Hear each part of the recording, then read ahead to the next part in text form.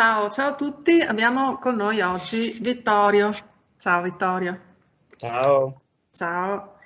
Vittorio ha 34 anni, con un bimbo di 4, è reduce da una vicenda non molto bella, molto sofferta con una ex moglie. Siete chiaramente in separazione da quello che mi Sì, dicevi. sì, sì, siamo in separazione. Quindi tu ti sei fatto seguire da una psicologa che ti ha fatto un po' scoprire, ecco, ti ha aperto un po' Gli la- occhi. gli occhi, sì, riguardo questa donna che in teoria, ecco, o in teoria, ma adesso vediamo anche meglio, e anche a detta della tua psicologa avrebbe una personalità narcisistica. Sì. Raccontaci, Vittorio. Allora, io ho conosciuto cioè la mia ex moglie nel 2000, scusatemi, nel 2012 ci siamo conosciuti e io uscivo da un'altra relazione, ma una relazione normalissima dove di comune accordo abbiamo interrotto la relazione. Io era quasi un anno che ero da solo, mi divertivo, facevo la mia vita. Ci incontriamo in un locale, lei è venuta a cercare me. Io stavo ballando, mi stavo facendo, come si suol dire, gli affari miei e mi è venuta a cercare. È stata lei a iniziare il tutto. Mi ha chiesto di andare, praticamente è venuta a presentarsi, io ho preso e gli ho detto il mio nome e me ne sono andato proprio così perché sentivo qualcosa che non mi quadrava. Già proprio a primo impatto. Poi lei mi ha cercato su Facebook, abbiamo avuto contatti su Facebook e mi ha convinto a rincontrarci il sabato dopo. Abbiamo cominciato a uscire insieme e tutto andava benissimo. Lei aveva già una bambina da un precedente compagno e la bimba era molto piccola. Io mi sono affezionato alla bambina perché logicamente i bambini sono bellissimi, quindi ti affezioni. E da lì abbiamo cominciato una vera e propria relazione. Lei viveva in una casa che era qualcosa di obbrobrioso, con muffa e cose varie.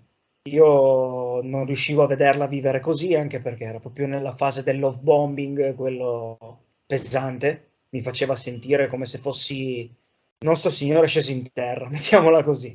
Sì. Ero l'uomo della sua vita, la persona migliore del mondo e cose varie.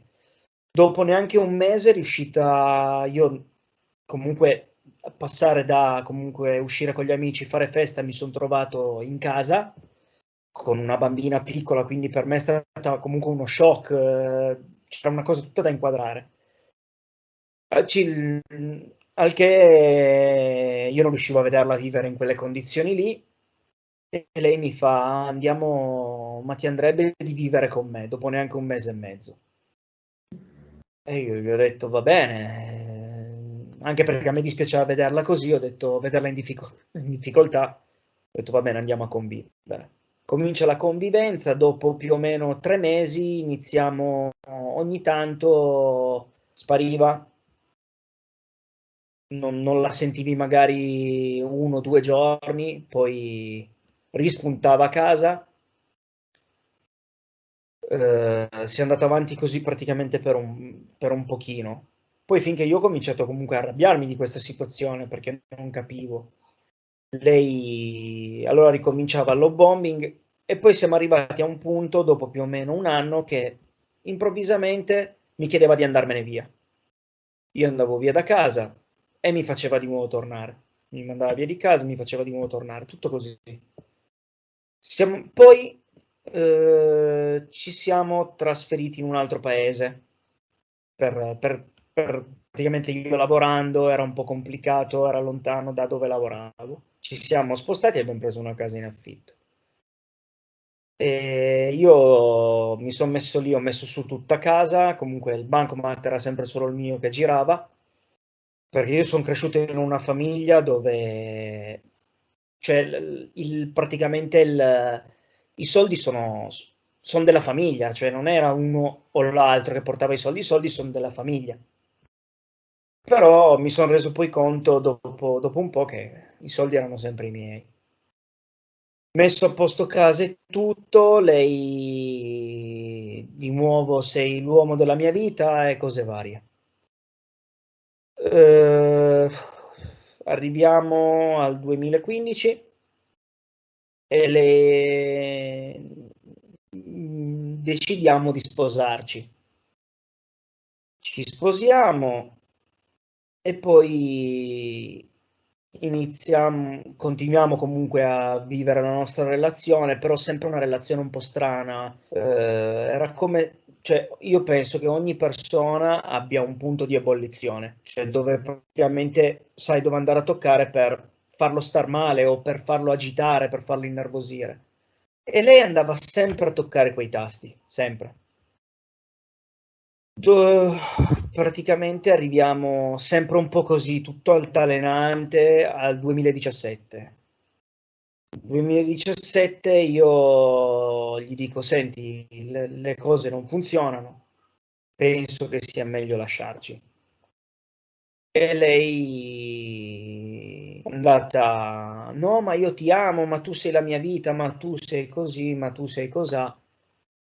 Dopo neanche una settimana mi dice che è incinta. Ma quindi voi vi eravate sposati già? Sì, sì, Ah, sì. ok, Noi ci siamo sposati nel 2015. 2015. Sì. Quindi dopo E un anno mi dicevi. dopo 2 anni è arrivato il bimbo, Cioè, praticamente. vi siete sposati dopo circa un anno che vi Dopo circa conoscevate. un anno e mezzo, sì. Sì. Ok. Io ti dico, ho sentito dei campanelli d'allarme, soprattutto prima di sposarmi, perché penso che comunque una persona prima che si sposa un esamino se lo fa, ok? Certo. E, e non ero più convinto. Io con lei ne avevo parlato una settimana e mezzo prima, gli avevo detto, guarda, io non sono convinto perché le cose non è che vanno proprio così bene. No, ma io ti amo, di nuovo love bombing, di nuovo farmi sentire l'essere perfetto. Comunque ti dicevo, poi arriviamo sempre un po' altalenanti, praticamente prima che nascesse il bambino, cioè prima che io scoprissi che lei era incinta e gli avevo detto, guarda, le cose non vanno, lo vedi, non funzionano. E mi trovo praticamente con lei che mi dice sono incinta, così all'improvviso, pur prendendo la pillola. Mm. Io vado a vedere, Hai pensato che magari lei lo avesse anche fatto sì, appositamente? Mm. no, no, io ho avuto la certezza che lei l'avesse fatta appositamente perché ho trovato il pacchetto della pillola completamente nuovo, ne mancava uno o due. E vabbè, è arrivato il bimbo, che è la cosa più bella del mondo, cioè io vivo per lui, mettiamola così. È lui che mi ha dato la forza di rinascere, di rivivere. Quando è nato il bambino, io mi sono buttato completamente nella relazione, annullando completamente me stesso, togliendomi tutto quello che mi faceva star bene, dallo sport al camminare, perché io vado in montagna, mi è sempre piaciuto andare in montagna, ho tolto via tutto completamente per dedicarmi alla famiglia, cioè lavoro, casa, casa, lavoro. Tu cosa fai, Vittorio, nella Io vita? faccio praticamente il manutentore meccanico. Ok. Mentre Quindi lei? lei praticamente ha iniziato a lavorare sulle ambulanze. Ah, ok. Ha iniziato a lavorare sulle ambulanze. Praticamente il bambino cresce, lei da quando è nato il bambino ha cominciato a incattivirsi sempre di più, finché il bimbo aveva 2 anni. Io sono sempre stato una persona che non ho mai controllato il telefono delle persone, proprio mi sono sempre fidato, perché in una relazione se non c'è fiducia non c'è relazione. Io la Certo. penso così. Una sera avevo il bambino sulle gambe che ci stavo giocando, ero sul divano e avevo il suo telefono di fianco. Si illumina una notifica di Facebook, praticamente di Messenger, dove leggo ok da un certo uomo. Faccio così distinto, faccio scorrere e leggo la conversazione. Lei gli aveva detto che quando io andavo, perché io facevo la notte, le aveva scritto quando mio marito va a lavorare io ti faccio salire.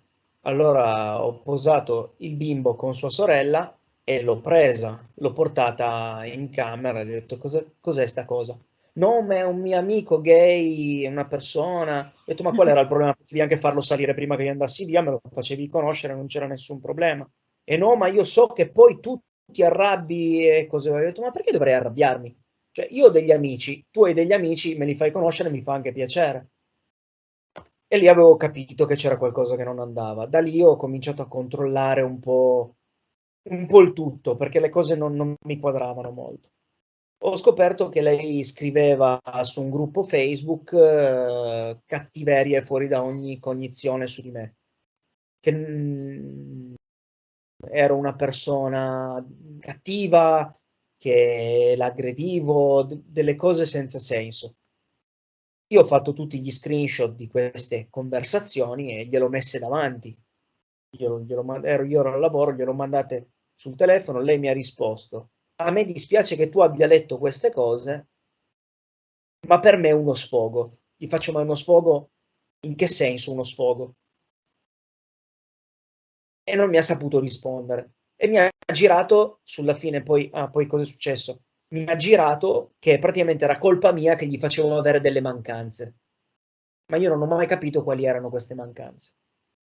Da lì decido per poter salvare il matrimonio, perché io ci tenevo più che altro tanto per il bambino, cioè io lei l'amavo tanto, tantissimo, e volevo cercare di sistemare. E siamo andati da una psicologa insieme, in terapia di coppia. Sì. Andiamo in terapia, io comincio a parlare con questa psicologa, la psicologa è rimasta un attimo lì. Mi fa, tu praticamente tu ti pigli le colpe di tutto, mi fa, ma tu non hai colpe. Cioè, è lei che è andata a cercare altre persone. E io pure mi sentivo in colpa perché a casa lei mi continuava a bombardare che la colpa era mia, sempre colpa mia. E nel frattempo attingeva come se fossi un bancomat, sempre soldi, soldi che volavano. Ma Eh, di cosa ti incolpava Vittorio? Mi incolpava che gli facevo avere delle mancanze, ma queste mancanze non si è mai capito che mancanze erano. Perché poi lei, quando ha iniziato il percorso con la psicologa, perché io dopo 2 volte che sono andato, mi fa, io con te ho finito, cioè non ho più niente, abbiamo elaborato la situazione e mi fa, ci rivediamo poi. Mi chiama la psicologa di nascosto dopo aver incontrato la mia ex moglie e mi fa, ne ho per almeno 6 mesi da lavorarci sopra, per i traumi che ha avuto quando era piccola.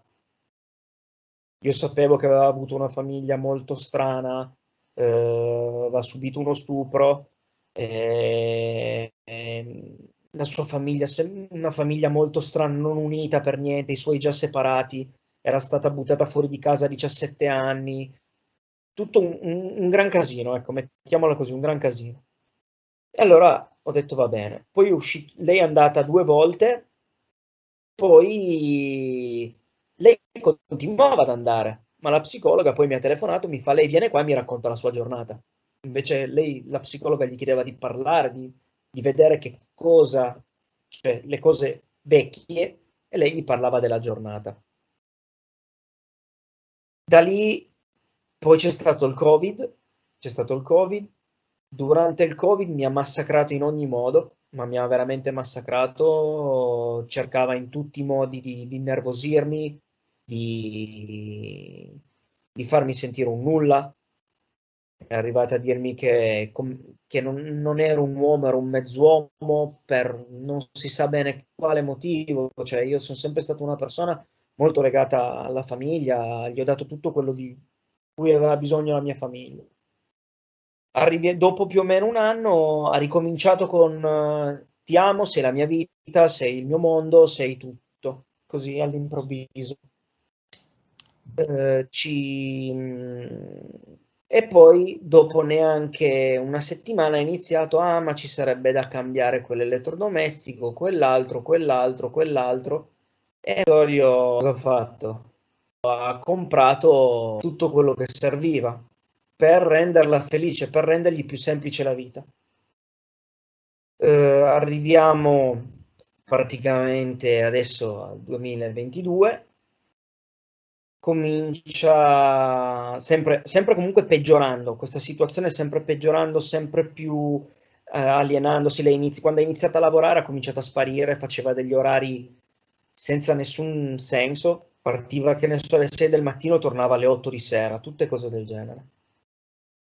Io gli dicevo, ma scusa, ma cioè, a casa non ci sei mai, dove sei, cosa fai? No, ma è perché sto lavorando tantissimo e cose varie. Io praticamente vivevo solo più, uscivo dal lavoro, andavo a prendere i bambini, li portavo a fare gli sport che fanno, tornavo a casa, preparavo cena, quando lei arrivava a casa, anche una pulita a casa potevi darla. Io praticamente questa era diventata la mia routine, la mia vita. Arriviamo a marzo, a febbraio. Febbraio mio padre si ammala. E io gli ho detto, senti, io ho bisogno che mi dai una mano, perché io così non riesco ad andare avanti. Sì, sì, ma io ci sono, io ci sono. Cominciato a sparire ancora di più, sempre col telefono in mano in continuazione. Quando gli chiedevi qualcosa era sempre una cattiveria che ti volava addosso, sempre. Eh, Arriviamo a marzo, ha cominciato all'inizio marzo, ti amo, non ti amo, ti amo, non ti amo, vattene via, no resta, vai via, no ti amo, no ma mettiamo tutto a posto, no vai via. Mi ha mandato completamente in shock, completamente fuori di testa. Finché un bel giorno io una sera sbotto, gli dico tutto quello che avevo da dirgli, che sapevo benissimo che si sentiva con altre persone, cose varie, mi fa, quella è la porta, puoi anche andartene. Prende e vado via. Mi ha ancora tenuto in ballo 2 settimane, perché io comunque cercavo di ricucire un po' la relazione, io sapevo che comunque si sentiva con altre persone, ma non avevo conferme di questa cosa. Conferme proprio reali, da dire ok, mi stai tradendo, ok. Dopo 2 settimane lei decide, io, boh, basta, chiudiamo, e mi ha lasciato lì così, io mi sono distrutto, ero completamente distrutto, non ne capivo più nessuno, torno dalla psicologa, racconto come ho vissuto questi anni in famiglia e mi fa, mi dispiace dirtelo, ma io avevo già capito che Simona c'erano tante cose che non andavano e, e lei è una narcisista. Io ho provato ad avvertirti, poi non vi ho più sentiti, sono rimasta ferma. Sono andato in terapia per 7 mesi, adesso quasi un anno che ci siamo lasciati, sono andato in terapia. Mentre io andavo in terapia, lei ogni tanto tornava, sempre giocando sul bambino. Usa sempre il bambino come scudo, come cattiveria. Poi ogni tanto se ne arrivava, no, ma torna a casa, parliamo. Andavo a casa, vedeva che io comunque gli volevo bene, volevo ricucire la situazione perché gli volevo, cioè ero in dipendenza affettiva fuori da ogni cognizione. E lei mi prendeva, sì, sì, ma mettiamo a posto. Il giorno dopo ricominciava, tu sei una merda, tu sei così, tu sei così.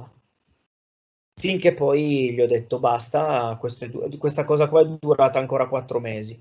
Finché poi ho, tramite guardando i tuoi video, le varie interviste che hai fatto, mi sono ritrovato in molte relazioni, nel modo di comportarsi di lei e queste cose. E ho capito che Bon era una persona che dovevo eliminare dalla mia vita e ho cominciato non potendo fargli un no contact per il bambino, però ho cominciato a usare la tecnica della pietra, del sasso grigio, quindi risposte molto nette, sì, no, sì, no. Da quando è iniziato così, lei ha iniziato a diventare ancora più cattiva. Lei poi siamo arrivati a luglio, lei a luglio non mi ha detto assolutamente niente, mi aveva solo detto che voleva andare in vacanza col bambino. Io vengo a scoprire che il bambino è in Germania e se l'è preso, se l'è portato in Germania senza dirmi assolutamente niente, senza il mio permesso, se l'è portato in Germania. Io li sbotto, parto con l'avvocato gli telefona, gli intima di rientrare e cose varie. Lei alle sue amiche o comunque conoscenti mi ha screditato con tutti, mi ha reso...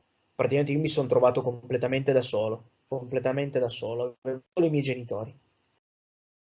Perché avevate le amicizie in comune Sì, anche? avevamo delle amicizie in comune, sì, con i bambini si sono create queste amicizie in Sì. comune. Una sua amica mi è sempre stata a fianco, io la ringrazierò per sempre di questo, mi è sempre stata molto a fianco e non capiva anche lei questa situazione perché io poi confidandomi con lei gli facevo vedere i messaggi, gli facevo perché io non riuscivo a interpretare quello che mi diceva esempio, io gli chiedevo ma cosa siamo noi prima che andassimo dagli avvocati, dicevo ma cosa siamo noi? Noi siamo sposati ma non stiamo insieme. Cioè, tutte risposte che non hanno un senso. E lei mi è stata molto a fianco. Questa ragazza qua mi è stata molto a fianco. Poi adesso, praticamente da quando ho iniziato un po' a- cioè a rifarmi una vita, molte sue amiche hanno iniziato a contattarmi perché sono molto preoccupate per come si comporta col bambino. Lei lascia il bambino in continuazione a persone a caso, a amicizie a caso, per andare ad avere rapporti con un sacco di uomini. Quando è col bambino non lo guarda minimamente, delle persone delle sue amiche sono dovute intervenire perché il bambino era in posizioni di rischio e lei vive un mondo tutto suo, cioè il bambino praticamente sì, gli vuole bene, però lei alla sua vita non gliene frega assolutamente niente. Per il primo mese che ci siamo lasciati, il primo mese e mezzo, mi ha lasciato il bambino tutto il mese, non l'ha visto tutto il mese, gli andava benissimo così. Una sua amica adesso è venuta perché è molto preoccupata della cosa, poi gli ha fatto delle cattiverie anche a lei, praticamente gli ha rubato dei soldi, se li ha fatti prestare, non gliel'ha mai più ridati indietro.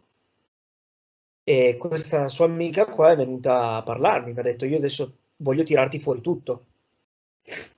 Praticamente noi ci siamo lasciati a marzo, lei già da che sanno loro, perché poi lei è sempre stata molto brava a nascondere le cose. Da febbraio aveva iniziato una relazione con un collega sul lavoro, mentre si vedeva con questo qui, ci siamo lasciati. Come ci siamo lasciati una settimana dopo, ha iniziato a uscire con questo, nel mentre si vedeva con un altro ragazzo di un altro paese. Poi è andata in Germania a conoscere una persona conosciuta su Facebook già 2 anni fa ed è andata su per averci rapporti ed è andata su coi bambini. Io non sapevo minimamente dove fosse, quindi puoi capire il terrore, perché comunque vai in Germania da una persona che non si sa chi è, io sono andato abbastanza fuori di testa. E, e questa ragazza qua, adesso come adesso, la mia ex moglie non sa che io so queste cose. Adesso come adesso sappiamo che in corso ha più o meno 5-6 relazioni. Si vede Però, 5-6 uomini, sì. Con sì, 5-6 uomini documentati, cioè non sono cose che racconto così, anche sì, perché il sì, mio sì. avvocato ha tutte le prove in Certo. mano e adesso vedremo se riusciamo a fare una separazione con addebito. Una separazione con addebito e chiederò l'affidamento del bambino. E il mio avvocato ha detto proveremo a chiedere una perizia psicologica, ma sa già che molto probabilmente non gliela concederanno, non ce la concederanno, però almeno riesco a frenare un po' la cosa. Lei mi ha detto che non è assolutamente un problema se io mi tengo il bambino, e lei vuole farsi la sua vita, non gliene frega assolutamente Ah. niente. Beh, se non altro sarebbe un bene per il bambino, quindi No, a questo assolutamente, punto guarda. speriamo veramente che te lo affidi a te, anche al di là degli avvocati, insomma. Sì, sì, sì, però intanto lei mi dice queste cose e poi adesso se ne è uscita che però vuole il mantenimento. Mm. Anche se non ha il bambino vuole il mantenimento, se no non mi lascia il bambino. Ah, E quindi c'è l'avvocato che sta cercando di trovare una quadra. Pur di farmi tenere mio figlio, a me non importa, gli do dei soldi e boh. Anche perché lei proprio è sempre stata molto verde con i suoi soldi. E praticamente usa proprio le persone per i soldi o per farsi mantenere. Ci sono delle sue amiche che mi raccontavano, va nei locali, si ubriaca, poi non paga, esce fuori, gli altri devono pagare. eh. Tutto così, è tutto così. Infatti, cioè Beh, io ti dico, non ho, non ho proprio capito chi ho sposato, cioè chi ho sposato. Si è sempre nascosta bene. È come se avesse due mondi separati. sì. Capisco che tu sia molto provato perché in effetti è stato, credo, tutta una serie di shock perché già fin dall'inizio comunque, anche quando lei ti cacciava via e poi ti rivoleva, e questo Sì, prima di sposarvi, tra l'altro, o sì. eravate già prima? No, no, prima di sposarci. Poi, oltretutto, una cosa che io avevo sempre, che non avevo mai capito di lei. Se tu gli facevi un qualcosa, un favore, mai un grazie. Un grazie non esisteva. Lei ti faceva qualche cattiveria, uno scusa non esisteva. Cioè, lo Sì, scusa nel suo vocabolario non esisteva. I miei genitori, all'inizio che stavamo insieme, lei non aveva la macchina. Io non potevo permettermi di prendere un'altra macchina. Gli hanno regalato una macchina per la bambina, per aiutarla, per la bambina, per muoversi, per trovarsi un lavoro perché lei non lavorava e neanche grazie ai miei genitori. Adesso oltretutto sta anche screditando i miei genitori dicendo che i miei genitori, mio padre è uno psicopatico, mia madre invece non è in grado di gestire il bambino, è solo una cretina, cioè cose del genere, ma scritti, cioè messaggi veri, persone che mi vengono a dire queste cose, che lei racconta queste cose di me, della mia famiglia e cose varie, come se volesse farmi praticamente sparire dal mondo. Io quello che mi piacerebbe consigliare a persone che si trovano in questa situazione è capire chi hanno di fronte, prima di tutto, capire veramente chi hanno di fronte, aspettarsi qualunque tipo di cattiveria, perché lei almeno all'inizio che ci eravamo lasciati ha cercato, mi ha sempre detto no, ma io non voglio assolutamente fare la guerra, tutto così, invece si è trasformata proprio in guerra, in cattiverie su cattiverie di affidarsi subito a un avvocato e cercare di riprendersi la propria vita in mano, anche se è difficilissimo. Io ci ho messo 8 mesi per poter uscire da non avere sempre quel loop mentale. E, con lo sport, con queste cose qua mi sono salvato, mettiamola così. Mi sono salvato. e se tu avessi saputo, Vittorio, fin dall'inizio del narcisismo, ecco, di questi disturbi di personalità, ti saresti Non salvato l'avrei mai prima. sposata, sì, non l'avrei mai sposata assolutamente. Certo. Io ti posso dire, io ho visto dei video comunque di tuoi, ma anche di altre persone che raccontano il narcisismo. E quando la prima volta che ho visto un video che raccontava come si comportano in relazione a lungo termine, io ho rivisto i miei 8 anni di relazione. Io ho scritto a questa amica, ex amica della mia ex moglie, dicendogli, cavolo, è lei. E lei quando ha visto il video mi fa sì, è lei, è come si comporta, anche in amicizia. E mi ha aiutato tanto a capire la situazione. Io l'avessi saputo prima, avessi capito che cos'era il narcisismo prima, probabilmente, anzi non probabilmente, non mi sarei proprio sposato e avrei troncato immediatamente, perché tanto le dinamiche sempre quelle sono. è sempre un love bombing, un gaslighting, scarto, poi se non è del tutto scarto si ricomincia love bombing, è un circolo vizioso e ogni volta è sempre più brutto, sempre più pesante e sempre più cattivo.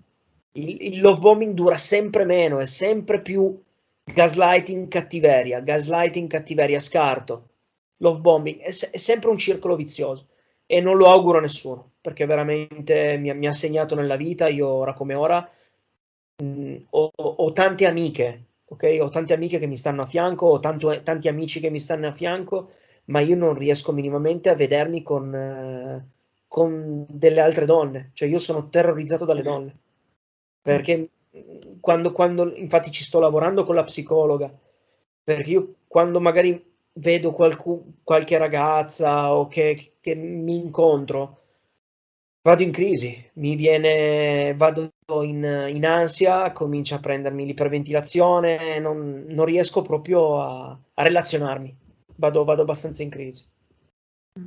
Mi ha segnato parecchio, parecchio. Quanto pare sì. Lei invece ne sa qualcosa di questi disturbi di personalità? Visto che Io avete glielo... fatto anche, io- avete tentato la terapia di coppia. Lei non ha più, perché lei è andata 4-5 volte, poi non è più andata. Sì. E quindi non erano riuscita a entrare in quella sfera personale con lei, la psicologa, e sono stato poi io che a un certo punto, anche se so che non bisognerebbe farlo, gli ho detto: mi dispiace dirtelo, ma io so benissimo che tu sei una narcisista. E lei lì è sbottata, è completamente andata fuori. Tu osi dire a me che io sono una narcisista quando sei tu la persona cattiva? Tutte cose così. Io stavo parlando in modo molto tranquillo, gli ho detto: Simone, io so che è un disturbo della personalità, so che ci sono, che hai avuto un'infanzia brutta, dura, difficile, ma non vedo perché devi scaricare le tue cose su di me, perché lei ancora adesso, quando può, scarica la sua cattiveria su di me. Io adesso ho imparato a lasciarmela scivolare addosso, però ogni scusa è buona per potermi far star male, soprattutto usando il bambino. E io gli ho detto, secondo me è un disturbo della personalità, dovresti andare magari a farti vedere, perché gli ho detto prima di tutto non è normale che hai un sacco cioè che vivi in quel modo, sempre mettendo in crisi le altre persone, non va bene. E lei non penso che gli interessi minimamente, anche perché lei la sua vita piace così com'è, andando da uno, dall'altro, scroccando soldi, passando per la vittima. Poi il bello è che ti riescono anche a far credere che tu gli dici magari delle problematiche nella relazione, dici: ma questo non va, cioè dobbiamo trovare una soluzione. Ma no, ma tu fai sempre la vittima. Tu praticamente per loro sei sempre una vittima. No, ti fanno sentire come se loro non ti fanno niente e tu sei sempre tu che capisci male. E allora inizi a chiamare: ma sono io, finché ti autoconvinci che sei tu. Il problema è che quando arrivi a quel punto lì hai perso te stesso. La parte più brutta è perdere se stessi. Io, finita la relazione, non sapevo chi ero. Ed è orribile non sapere chi sei, che cosa vuoi dalla tua vita.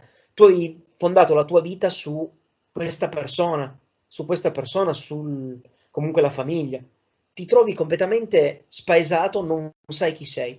E riprendere la tua vita è molto, molto, molto difficile. Quello sì. Quindi consiglio a tutti, come sentite dei piccoli campanelli d'allarme, scappare subito perché c'è qualcosa che non funziona. Tra l'altro questa donna ha anche una figlia, Sì, lì, che è cresciuto per 8 anni come fosse mia. che quanti anni ha? Adesso ha 9 anni. 9 anni. Sì. Quindi sono 9 anni e anche per questa bambina, insomma, da non augurare a nessun bambino, insomma, No, di avere una madre così, perché poi non no. lo so se con lei avesse un rapporto un po' diverso, lei Io è... che so perché la bambina e mio figlio fanno lo stesso sport, quindi si vedono agli allenamenti. E ogni tanto la vedo quando porto il bimbo all'allenamento. Lei mi è venuta, cioè non c'era sua madre, l'aveva portata la compagna del papà, con cui io vado molto, cioè abbiamo un buon rapporto col papà della bambina e con l'attuale compagna della bambina, abbiamo un bellissimo rapporto, ci sentiamo e tutto quanto. Quindi quando la bambina era con loro è venuta lì, mi ha abbracciato e mi fa: a me dispiace non sentirti più e non vederti più, ma mamma non vuole che abbia più niente a che fare con te. Ah, Io infatti sono andato subito lì dal papà e dalla compagna, gli ho detto: la bimba mi ha detto questo", e mi fa: guarda, non c'è problema, tu quando vuoi sentire la bambina chiama me e io te la faccio assolutamente sentire, perché mi fa: l'hai trattata sempre come una principessa, non vedo cosa c'entra il fatto che voi due vi siete separati con la bambina, e perché anche poi come la una bambina figlia, piange. perché l'hai trattata sicuramente come una figlia. Io l'ho trattata come se fosse il mio angelo, lei era il mio angelo, io gliel'ho sempre detto a lei, io mi sono innamorato prima della bambina e poi di lei, Mm. Yeah. perché io volevo andare con calma, vedere com'era la situazione. La bambina è una bambina, i bambini sono bambini, non ci puoi fare niente, ti innamori e vivi per loro, cioè io sono fatto così. Come l'hai vista quindi questa bambina? È sofferente secondo te? Parecchio, parecchio, perché mi ha telefonato il papà a giugno e mi fa: posso chiederti una cosa? Io ho detto: dimmi, dimmi.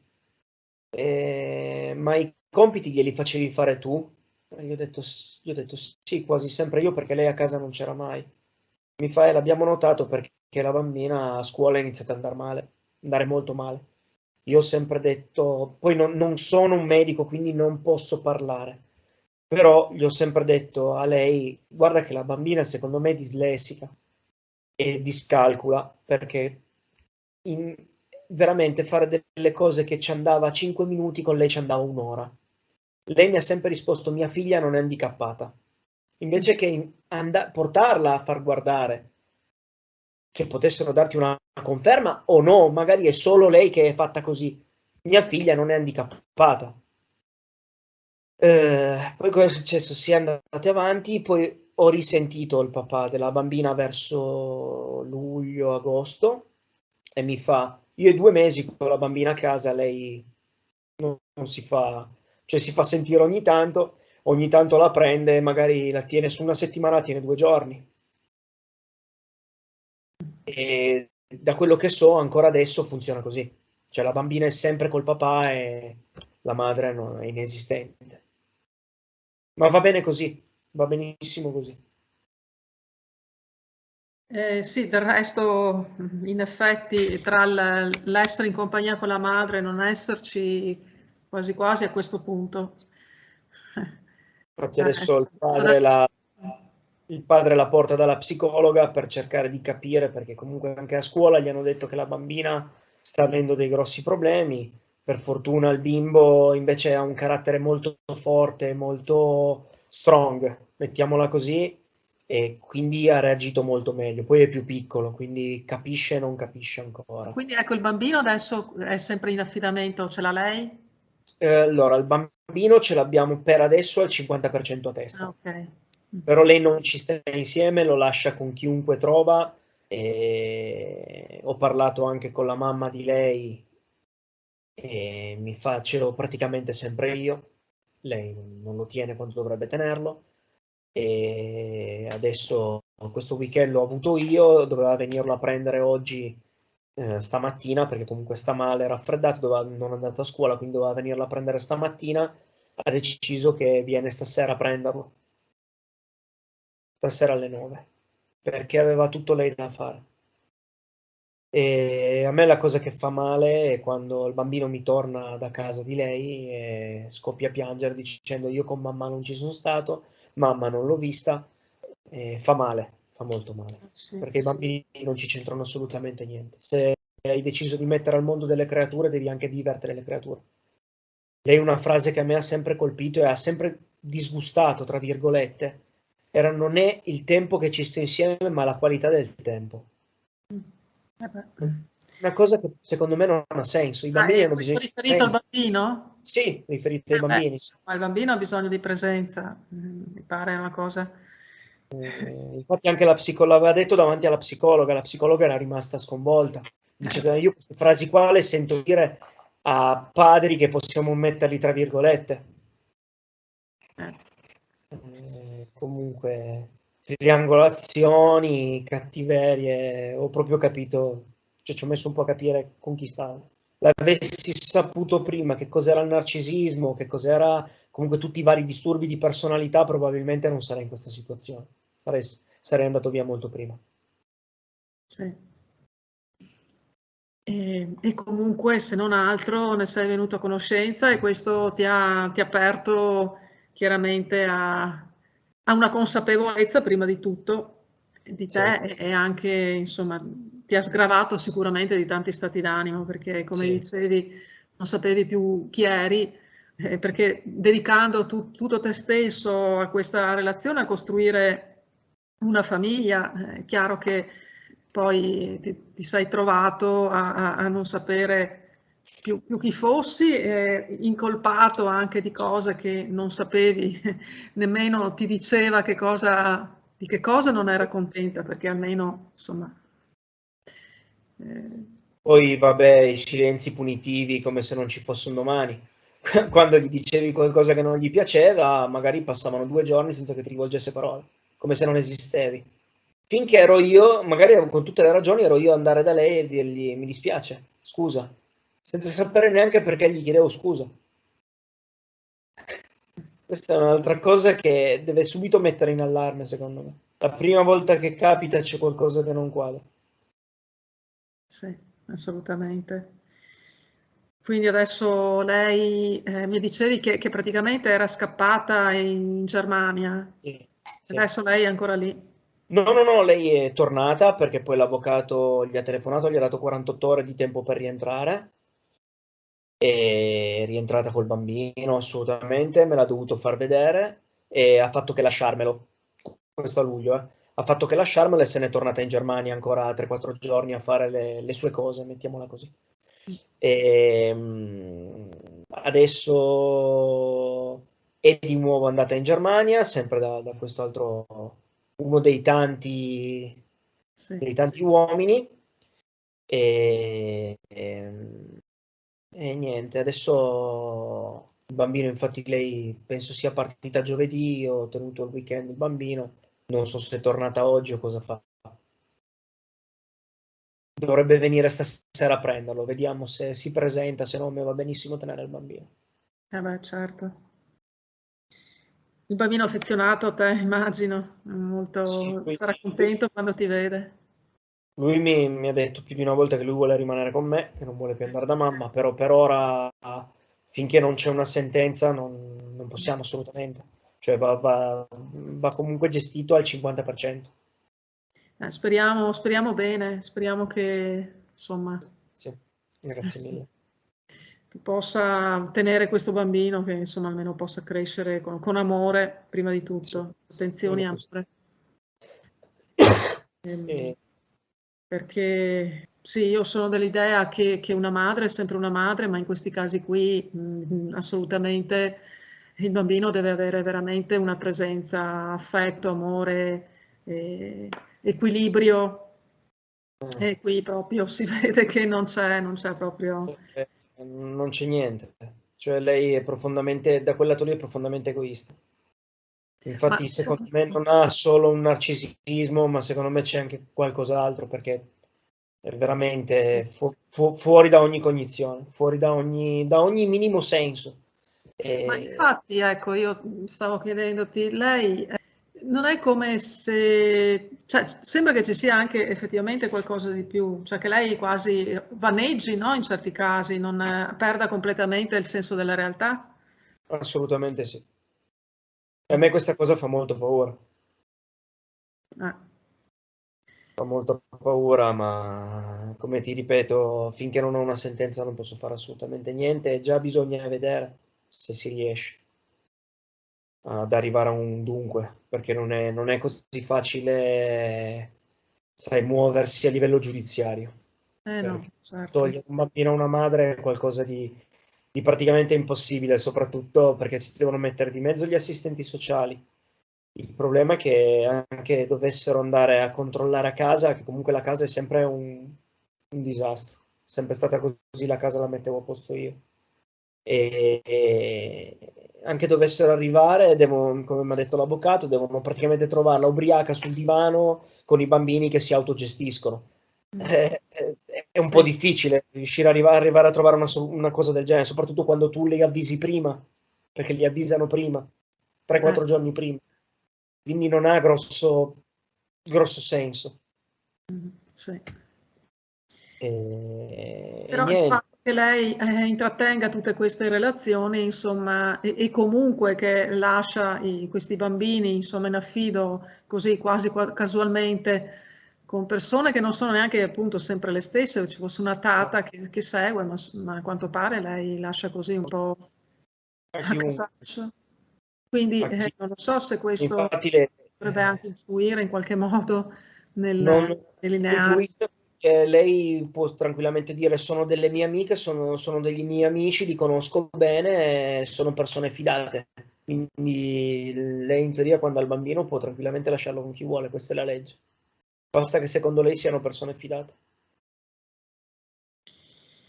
Sì, a volte la legge non sempre, no, ha una Io certa purtroppo saggezza.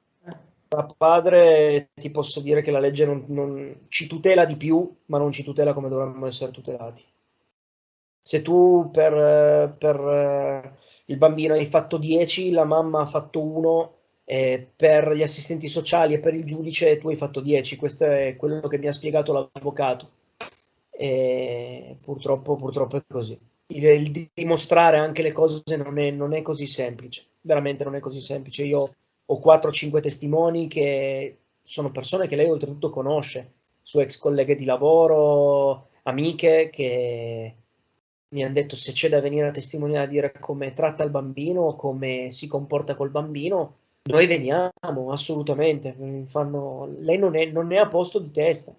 Beh, è Lei una non, gran cosa questa perché magari tante persone a volte se ne lavano un po' le mani, no? Quindi, no, perché più che altro sono preoccupati per il bimbo. sì.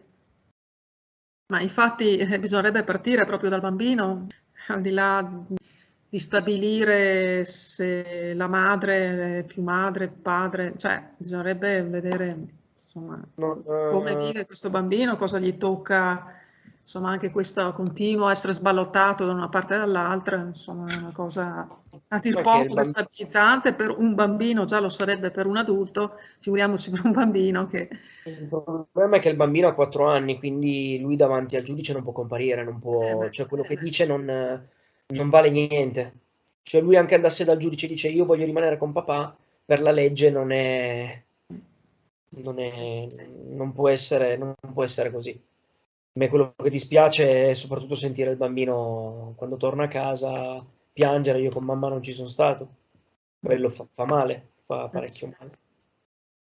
E, e niente. Io se posso raccontarti un po' come mi sono salvato comunque da questa Sì, dipendenza affettiva, se può aiutare qualcuno, certo. io lo dico tranquillamente, perché purtroppo è successo. Nei primi 6 mesi ho tentato il suicidio 2 volte, sentendomi in colpa per aver distrutto la relazione, perché lei mi faceva sentire in colpa. Sono arrivato a un punto veramente, andavo avanti a Xanax pesante perché non riuscivo a uscirne da questa dipendenza. Quello che a me ha salvato tantissimo è stato la meditazione e lo sport, tanto sport. Sì. Mi ha veramente aiutato tanto, mi ha aiutato tanto la psicologa parlando con una psicologa e facendomi aiutare. Pur non avendo soldi, in qualche modo ho sempre cercato di andarci il più possibile perché riescono a farti elaborare la situazione, perché in quel momento lì sei in caos totale, non lo auguro a nessuno. E con la meditazione, con comunque tanto sport, correre, palestra, che sia nuoto, che sia qualunque cosa.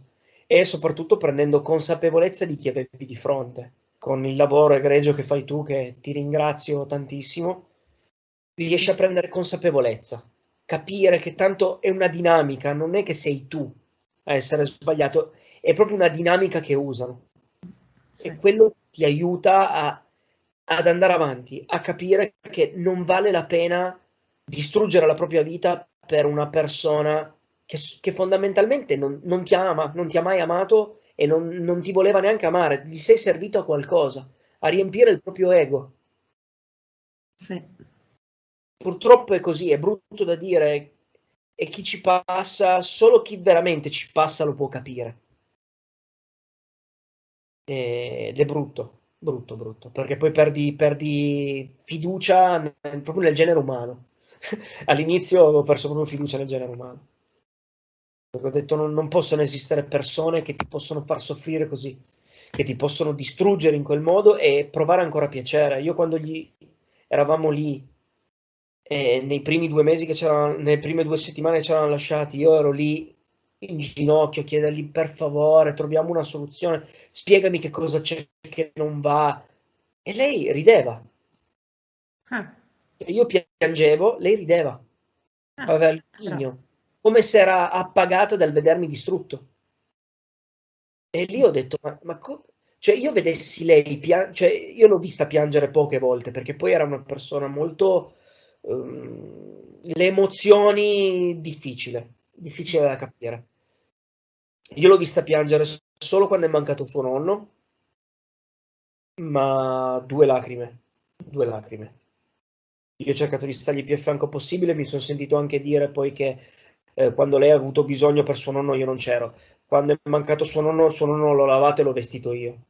ah, pensa, E quindi io non ero presente, no? pensa. Non, l'ho lasciata per praticamente 3 settimane, ho pensato io alla casa, ho pensato io a tutto, ai bambini, proprio per lasciarla tranquilla. E lei mi è ancora riuscita a dire, tu, quando io ho avuto bisogno, tu non c'eri mai. Le dinamiche sono queste. Ho sentito tanti campanelli d'allarme, tanti, tanti, tanti, ma ho sempre ascoltato il cuore, invece che il cervello ho ascoltato il cuore. E lì è stata la mia fregatura. Perché oltre ad essere, per così dire, manchevole, cioè tu addirittura, insomma, facevi delle cose anche che non andavano, quindi il colmo dei colmi, nel senso che non Io solo tu non voglio magari non passare per mostravi. un santo perché nessuno è un santo. Comunque io ho il mio carattere, tutto quanto, sono una persona che comunque quando qualcosa non mi sta bene io lo dico e mi arrabbio anche. Mi arrabbio anche.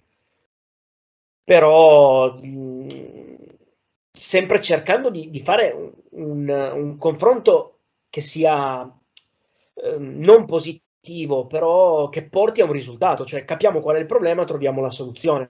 In una relazione, secondo me, funziona così. Con lei non esisteva quello, perché tanto qualunque cosa tu gli dicevi, a prescindere era colpa tua. Girala come vuoi, riusciva a rigirare sempre la frittata, sempre. Se, che ne so, gli dicevo che ero al lavoro, dovevo fermarmi magari un'ora di straordinario. No, dovevo tornare a casa, perché lei non c'era. Molte volte io dovevo uscire dal lavoro, andare a prendere il bambino se stava male a scuola, perché lei non poteva. Tutte queste cose, sempre cicliche, completo disinteresse, poi a un certo punto sei l'amore della mia vita, andiamo in vacanza, facciamo quello, e tanto pagavo io, andava bene così. Certo. E andiamo di qua, andiamo di là. Io cos'è stato? Vabbè, ti racconto questa perché proprio è stata ridicola. 2 anni fa, un anno e mezzo fa, andiamo a Gardaland con i bambini. Gli faccio, io non avevo grossi soldi, lei non, poi io non potevo vedere il suo conto in banca, assolutamente era vietato off limit. Assolutamente, io non potevo sapere niente.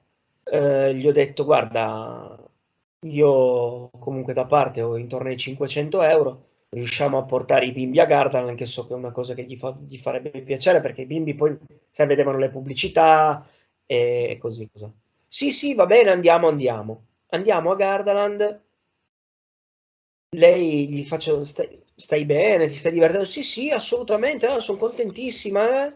E poi sul gruppo, su quel gruppo famoso di Facebook, è andata a scrivere: se mi portano di nuovo a Gardaland, uccidetemi. E una persona che era lì sul gruppo gli ha risposto, perché poi gli ha risposto: ma scusa, sei lì con tuo marito e i tuoi figli e ti lamenti di essere lì? Gli faccio qualcosa, gli ha proprio scritto: c'è qualcosa che non va. Sì, E lei, cos'era successo in pratica? cioè, gli ha detto: è successo qualcosa? No, no, semplicemente io non ho voglia di star qua e cose varie. Quando a me diceva che era ben contenta, ok. Sì. Ma poi questa persona qua gli ha detto: ma scusa, sei lì con i tuoi figli, comunque con tuo marito, è un posto dove ci si diverte Infatti. e tu riesci a lamentarti. E da lì questa persona è diventato un cattivo. Certo. Eh, Anche con le amicizie di adesso, se gli fanno notare qualcosa che non va, lei subito si innervosisce e chiude i ponti. Poi Sì. si può sentire, poi magari tipo con questa amica che mi è stata molto vicino, ci ha chiuso completamente i ponti. Quando è stato il suo compleanno gli ha mandato un messaggio con scritto: auguri, ti voglio bene. Cioè prima ci hai tagliato completamente i Ah, ponti. ma e Poi come però mai questo cambiamento di rotta? Quindi prima non la voleva più vedere, poi cosa è successo? non si sa. Infatti questa, questa, L'ha questa dimenticata. questa amica mia, che adesso è diventata mia amica, mi ha mandato un messaggio e mi ha fatto gli auguri. Lei gli ha risposto grazie e ha chiuso le cose così. Lei gli ha scritto ancora come stai, lei non gli ha mai risposto. Questa mia amica qua non gli ha mai risposto, perché ha capito anche lei la dinamica. Sì. La- Ha sputtanato in giro tutti quanti, tutti quelli che, tra virgolette, mi sono stati a fianco sono diventati delle bestie, persone cattive, stupide, che, approfittatrici, chi più ne ha più ne metta. Solo che S adesso le persone iniziano a vedere per quello che è realmente. Se Iniziano cominciaste a macinare qualche cosa, qualche tematica così, qualche cosa è narcisismo, magari comincerà a dire a tutti che sono narcisisti. Sì, sì, sì, a me, ma poi oltretutto io sono un narcisista, quello subito. Ecco, Quello subito me l'ha detto. Quando ecco, io gli ho detto che lei era una narcisista, mi ha detto: no, sei tu un non narcisista. sei tu. Ma non penso perché, guarda, gli ho detto: non penso perché la domanda me la son fatta, quando ci siamo lasciati, quando ho cominciato a capire il narcisismo, comunque questa cosa di cercarla, ok, mi sono fatto una domanda. E poi ho detto: ma io che male gli ho fatto? Infatti. E allora poi sono arrivato a capire che non ero io il narcisista, però la domanda me la sono fatta, me la sono posta. Ti ha fatto dubitare anche appunto di te stesso, quindi di Perché conseguenza. io non sapevo più chi ero. Però tu eri sempre disponibile, per cui voglio dire, tu anzi avresti voluto che lei ti dicesse che cosa non andava, anche per migliorare, per fare qualcosa, quindi l'assurdo è anche questo, che nonostante tutto quello che facevi, eri comunque sempre disposto a andarle incontro. Sì, sì, sì, ma assolutamente. Io anche quando all'inizio lei se n'è fregata completamente del bambino, gli ho detto: non è un problema, lasciami il bambino, va bene così, fai quello che devi fare, non ne voglio sapere. Però non pensavo che lo prendesse proprio alla lettera, invece aveva proprio preso la lettera. Sì. Sì. Guarda, però come ti ho detto prima, chi capita in questa situazione gli auguro di avere veramente tanta forza, tanta lavorare su te stesso. Ecco, questa è una cosa che molti non capiscono, lavorare su te stesso, anche io non lo capivo cosa voleva dire. Io sono arrivato poi a capire il lavorare su te stesso è quando non te ne frega più niente di quello che pensano le persone. Lì probabilmente sei arrivato a lavorare su te stesso, a dire: boh, va bene così, lascia andare, va bene così. La vita va avanti, è inutile struggersi per una situazione malsana, per una persona malsana, per una persona che ti ha tradito, che se n'è fregata per anni di te, che ti ha fatto vivere in una situazione malata. Ed è difficile arrivare a questo. Io ci ho messo tanto, ci ho messo tanto. Però è quello che mi dà la forza di andare avanti. Sì, sì. Beh, meno male che il bambino ha un padre come te. Io Questo cerco di fare il mio meglio. fa male veramente, perché se non altro avrà il tuo amore, le tue attenzioni e la tua Quello sì. dedizione, insomma.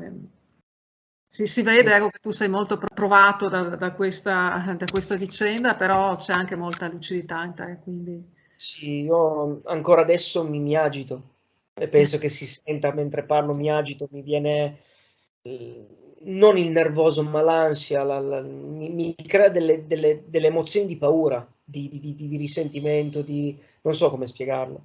Io infatti adesso ho capito anche di evitare di parlare di lei, perché all'inizio quando stavo comunque con amici, ok, tendevo sempre comunque a riportare lei nei discorsi.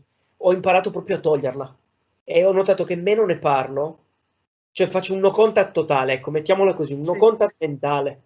Quindi io l'ho esclusa dalla mia vita, lei non esiste più e riesco ogni giorno a migliorare. Io ti dico sincera la verità, adesso ne ho parlato con te, sono molto agitato.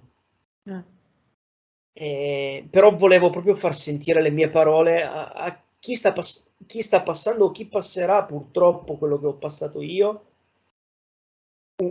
che non è da solo, perché quando ti capitano queste cose ti senti molto solo, non sei da solo, ci sono persone che non penseresti mai, ma sono quelle che ti danno più una mano, come hai fatto comunque tu con i tuoi video, mi hai dato una grossa mano perché mi hai reso consapevole di chi avevo di fronte e come muovermi soprattutto.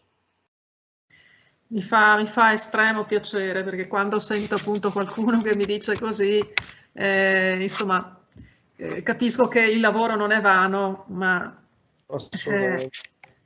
arriva, ecco, dove deve arrivare. Sì. Quindi questo veramente mi fa sempre un grande piacere e anche essere in contatto con persone come te che hanno una sensibilità, che hanno tutta questa propensione ad amare, questa voglia di amare che insomma tra tanto narcisismo che ormai è sempre più purtroppo anche in crescita, però da un'altra parte Sì. ci sono anche persone come te con una sensibilità, con un cuore, con la voglia di costruire nei rapporti umani, di dare valore ai rapporti umani, che insomma non è scontato, ecco, La purtroppo. nostra vita è fondata su relazioni, non dico Sì, amorose, ma anche di amicizia, di vita, di lavoro, è fondata da relazioni, quindi nelle relazioni comunque ci devi stare. E io ti dico, adesso io non sono pronto a una relazione con qualunque altra donna, non sono minimamente pronto, non la voglio neanche, cioè io devo prima ritrovare me stesso. Sto facendo un grosso lavoro e sto pian pianino ritrovando me stesso e va benissimo così. Io mi godo mio figlio, sì. per ora penso a lui. E comunque è bello che ci sono anche delle amiche, degli amici che hanno capito, e questo credo sia anche una grande soddisfazione, no? Sentire che qualcuno comunque ha capito che ha capito Sì, come sei tu anche, che persona sei tu, ecco, io prima di tutto. purtroppo con delle sue amiche ho dovuto, per fargli capire che non ero io il mostro, perché lei ha detto anche che io ho alzato le mani, cosa che non è mai successa. E gli ho tirato fuori, cioè ho dovuto fargli leggere i messaggi che mi mandavo con lei, perché lei dice delle cose in giro che non, cioè, fuori da ogni senso. E gli ho fatto leggere i messaggi a queste persone dicendogli, ma scusa, cioè con me non ne parla mai di questa cosa, come mai dice che io gli ho alzato le mani, come mai? E queste persone si sono rese conto di chi avevano di fronte. Ma E ecco, lei quando stravolgeva in questo modo la realtà, cioè ne è sì. consapevole che stravolge la realtà, lo fa per, diciamo, tirare acqua al proprio mulino in qualche modo, oppure secondo te proprio non perde completamente il contatto con la realtà? No, secondo me non perde completamente il contatto con la realtà. Secondo me lei usa queste cose per tutelarsi, mettiamola così, per farsi vedere la povera vittima, Mm. la, la- la- la donna che è stata con un uomo brutto, un uomo cattivo. Ma E, il rischio è che e- finisce anche per crederci veramente, perché no? no, ma lei ci crede sicuramente a quello che Ecco. dice. Lei ci crede sicuramente, no, no, quello te lo assicuro che ci crede tranquillamente. l'ho sentita 2 giorni fa, mi ha detto perché tu con Toma, col bambino, tu gli hai dato uno schiaffo, e gli faccio sì, gli ho dato uno schiaffo.